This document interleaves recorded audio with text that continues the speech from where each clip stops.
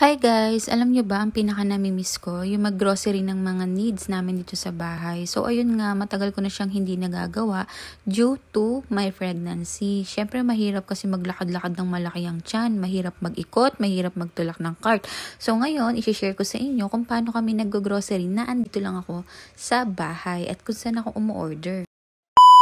At ayun na nga guys, dito ako umu-order sa Super 8 online. Umu-order lang ako dyan ng mga kailangan namin. Madali lang siya umorder kasi ang ginagawa ko, kung ano lang yung order ko last month, yun at yun pa din ang ino-order ko.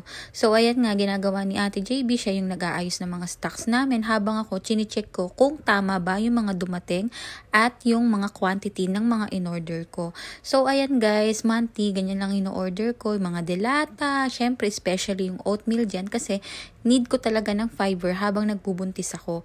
Tapos yung mga pansit canton, ayan mga gatas, mga Bear Brand, at yung spaghetti na 2 kilo. Kasi minsan nagkikrave talaga ako kapag bigla-bigla na lang akong nagugutom. So especially ko rin ino-order guys is yung mga sesto or yung mga drinks na pambao ni Gian at ni Ate JB. So malakas kasi sila sa ganyan gawa ng pag nag-i-school sila, kailangan nila yung binabaon. Lagi sila nagaganyan kaysa mag-soft drinks ka, 'di ba? So yan nga guys yung mga ino-order namin monthly. Tapos ayun nga guys, yung mga kasama sa order namin, yung mga biscuit. Tapos nga guys, sinasamahan ko pa yan ng cheese para sa aming spaghetti. Tapos dinadagdagan ko rin siya ng mga toyo and suka, yung mga condiments naman namin para sa kusina. Bumibili din ako ng mga Energen para pang mabilisan kasi ako talaga hindi na ako nagkakape. So ayan din yung mga additional na in-order namin sa pang araw-araw namin na ginagamit. At ayun na nga guys, ang sunod nating aayusin ay yung mga sabon ay yung mga surf powder na in-order namin. Tapos yung shampoo and then yung safeguard na pansabon naman namin sa katawan. So ayan lang yung mga ino-order namin yan guys na pang monthly na namin nagagamit. Tapos next month ulit, order ulit kami ng ganyan. So ano pang hinihintay nyo guys, mag-order na rin kayo sa Super 8 Grocery. Mag-download lang kayo ng kanilang Super 8 application. Mas maganda kasi yung ganun guys, hindi na kayo lalabas.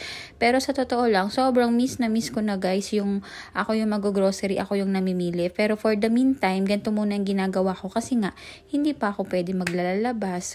At dahil na nga din sa tulong ng mga social media, so ayan nga, nakakapag-grocery na tayo through cellphone application lang. So pwede kayo mag-research para makakita rin kayo ng mga application na pwede kayong umorder. Ako ang ginagamit ko lang is yung Super 8 Grocery.